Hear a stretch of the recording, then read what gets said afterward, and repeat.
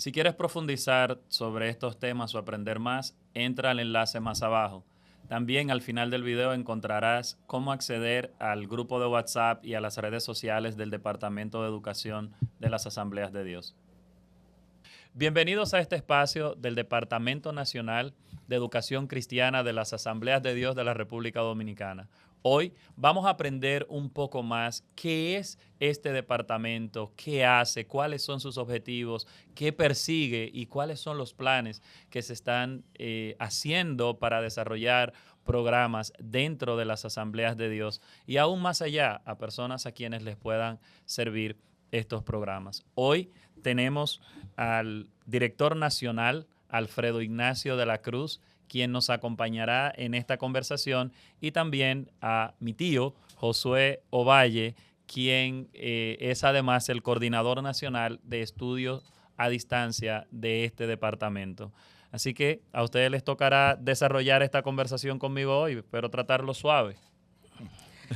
Bueno, es un honor el poder en este momento, en este tiempo, producir, participar en estos conversatorios, que dicho sea de paso, este es el primero de muchos que probablemente tendremos la oportunidad de hacer, y sin duda alguna, tanto por la urgencia, porque yo creo que es urgente hablar de educación, y también por la pertinencia que tiene orientar a nuestros obreros, pastores y a nuestras iglesias sobre los temas educativos, no solo los temas educativos permanentes, digamos perennes, sino también sobre los que están ahí ya como un desafío. Entonces es un honor estar aquí y poder compartirlo con ustedes. Para mí es un privilegio. Muchísimas gracias. Muy buenas. Agradecido del Señor y de esta oportunidad que nos brinda de poder compartir este tiempo. Y creemos que para este tiempo Dios nos ha plantado y estamos dispuestos a correr ese desafío y trabajar por nuestra institución en materia educativa. Muchas personas podrían pensar que ustedes nacieron con el título, ¿no? Que cuando ya salieron era director o era pastor y coordinador. Sin embargo, hay una ruta que les ha traído hasta aquí. A mí me gustaría conocer un poco más de su trayectoria como ministros, como personas, y la razón de su pasión por la educación cristiana. Mire, yo sostengo la idea de que la iglesia local es el alma mater, es la matriz desde donde tendrá que surgir, donde se tendrá que incubar y desarrollarse cualquier ministerio, no importa lo grande, lo inmenso que pudiera llegar a ser.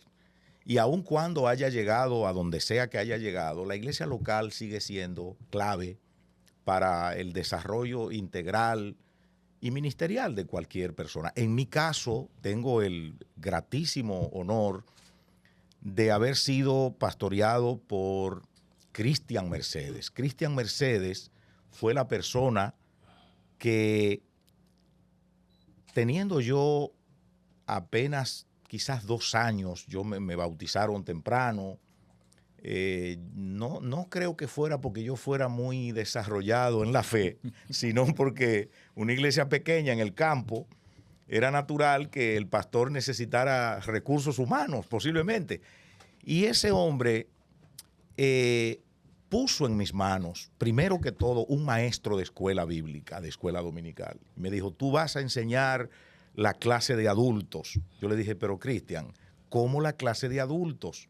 Un maestro, para las personas que nos están escuchando, es un libro que es producido por una editorial, no le voy a dar la payola, pero es un libro que se utiliza dentro de nuestras iglesias para impartir la escuela dominical. Sí, entonces ese maestro, que como ha dicho Miguel, contenía todas las lecciones, y por cierto, en esa época, y no hay problema en mencionar el editorial, porque ya de hecho ha cambiado de nombre, Bueno. Editorial Vida, que es el editorial digamos, matriz de donde hemos recibido siempre esta literatura, esos maestros tenían unas características muy particulares y muy especiales. Primero, las lecciones tenían recursos internos como notas literarias, notas hermenéuticas, notas exegéticas.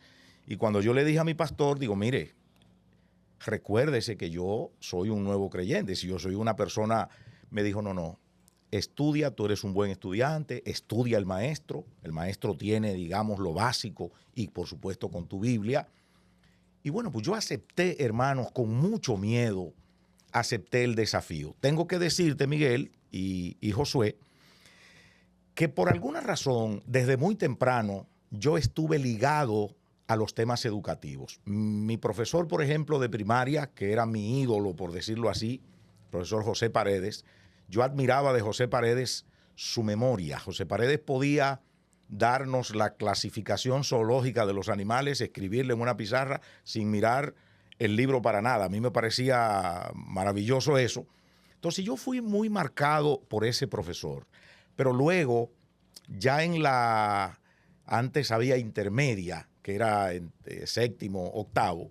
En octavo también tuve un profesor que marcó mucho mi vida y que fueron realmente inspiración. Sobre todo, un director de la primaria, porque yo vivía en un campo donde la escuela solo llegaba a séptimo. Entonces ya a partir de octavo había que irse al pueblo, a Cedicos. Y allí trabajaba en la primaria, era director de la primaria, un señor llamado Salvador Torres, que era mi familia, de hecho, lejano. Ese hombre nosotros lo admirábamos por la sencillez, pero también por la erudición de este señor. Y la verdad es que esto fue de alguna manera marcando mi vida. Bueno, al punto que cuando yo estaba en segundo de bachillerato, se presenta una vacante para séptimo y octavo. Un profesor de matemática, de ese nivel, había entrado en la política y entonces pidió una licencia. Y Salvador Torres me dijo, mira, yo te voy a poner a dar ahí, a sustituirlo hasta que él regrese. Pues fíjese que luego los muchachos fueron donde Salvador Torres y le dijeron, mire, nosotros queremos que dejen a Alfredo dando clase aquí. Dice, pero es que él no tiene el nivel académico y todo eso. Cuando terminó la licencia, creo por 2 meses, Salvador me dice, mira, los muchachos quieren hacer una huelga porque te dejen a ti. Y me dijo, eso me crea a mí un gran problema, porque la verdad es que yo lo que quiero es dejarte a ti, pero no puedo. Me dijo, mira, no puedo porque tú no tienes el nivel. Entonces ahí me dijo, pero oye lo que yo voy a hacer. En Licey al Medio, en Santiago, hay una escuela de formación de profesores. En ese tiempo funcionaba ahí, creo, no sé si está todavía ahí. Yo te voy a mandar... Ahí está. Ya, te voy a mandar a La Vega. Van a darte un examen y si tú lo pasas, te vas a estudiar educación a esa escuela. Pues señores, yo me fui a La Vega y luego me enteré que del grupo, el único que había pasado, del grupito que fuimos de esa área, el único que había pasado el bendito examen era yo. Y me llegó el telegrama. Pero ¿qué ocurre? Ya para ese momento, yo había ya el llamado porque Cristian me había dicho, yo pienso que Dios tiene algo contigo. Digo, qué barbaridad, que tiene algo conmigo. Yo no había pensado nunca en eso de ministerio. Yo, servir en la iglesia, pero en realidad mis aspiraciones académicas eran otras. Pero hermanos, esas clases de escuela bíblica comenzaron digamos que a penetrar en mi cabeza, en mi corazón. Y bueno, nada, para ese momento, hermanos, ese telegrama yo lo cogí, lo metí en un zafacón. Ya yo no quería bregar con eso. Tenía gran deseo pero sí, claro, la influencia de esos maestros y del propio proceso. Entonces siempre los muchachos me decían, cuando yo ayudaba a algunos compañeros a entender la clase. Ellos me decían, pero es que tú hablas como si fueras un maestro. O sea, tú no nos explicas como... Es que tú lo dices como si fuera un maestro. Yo no entendía lo que me estaban diciendo. Pero, señores, ahí comienza, tanto en el plano secular, por decirlo así, como en el plano de la iglesia. De ahí en adelante, yo fui tomándole mucho cariño al tema de la enseñanza, de modo que luego yo era un maestro de fuste en la congregación. Ya no solamente enseñaba a los adultos, yo era la persona que enseñaba en los campos blancos, teníamos 2 campos blancos, recuerdo, y hacíamos una caminata los domingos de 6 más kilómetros a enseñar en esos campos blancos. Y ya después me dieron una vez un sermón, y prediqué un sermón, pero fue un sermón tan malo que cuando el pastor me dice, mira muchacho, muy bien todo, pero hay que como corregir un poquito aquí, qué sé yo qué. Eran tiempos aquellos. Ya. Entonces, créame, hermanos, que esos inicios realmente, y claro, pienso que de algún modo había una inclinación muy natural, siempre estuve ligado a la lectura, me gustó siempre leer, y bueno, esas cosas van encariñando a uno dentro del proceso. Bueno, gracias por compartir su trayecto y su amor por la educación cristiana. Bueno, la forma en que yo llego a esto es un poco diferente. Vengo de una familia de cristianos. De hecho, soy la 3ª generación de cristianos. Papá Ramón, cristiano, mi papá Teófilo, cristiano. Y me crié en el ambiente y lo único que conocí toda mi vida fue iglesia. Como estudiante de escuela bíblica, en aquel entonces dominical, porque antes todo era escuela dominical, después fue que fuimos, escuela dominical, me constituí en el dolor de cabeza de los maestros. Estudiaba mucho, Dios me dio desde pequeño una capacidad de entender la palabra como tan natural. O sea, que para mí no era como, wow, sino como que lo veía como muy natural.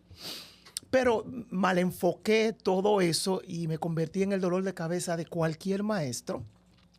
Recuerdo que una vez estaba en Santo Domingo, en una iglesia cualquiera, no voy a mencionar su nombre, y fui a la clase de jóvenes, y la clase de jóvenes la estaba dando el presidente de los jóvenes, y el lío que armé ahí fue tan grande que vino un diácono y se hizo cargo de la clase, pero no pudo conmigo hasta que tuvo que venir el pastor. Oh, padre. Pero no, qué fiera es él.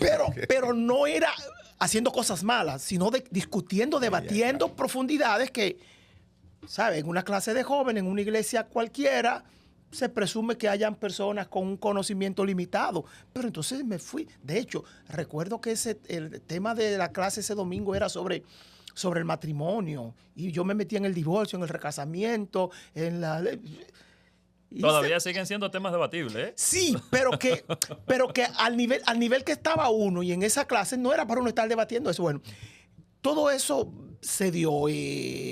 Cuando llegué ya a la edad de la juventud, no me bautizaron muy joven, aunque en mi familia todos se bautizaban entre los 9 y 11 años. A mí me bautizaron a los 18. Sí, claro. Por alguna razón. Por alguna extraña razón que desconozco. O que desconoce. Pero no fue sino hasta que por lo menos 2 maestros de escuela bíblica vieron en mí lo que nadie veía.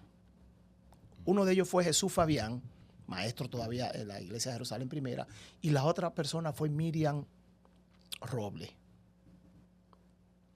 Y empezaron a utilizarme dando clases. Recuerdo que Jesús Fabián un día me dijo, mira, para que dé la introducción de la clase, porque yo voy a llegar un poquitico tarde, pero entonces el sábado en la noche, en el culto de jóvenes, me dice, mira, si no llego, da tú la clase entera. Ay, estaba yo en mis aguas. Desde ahí no he parado.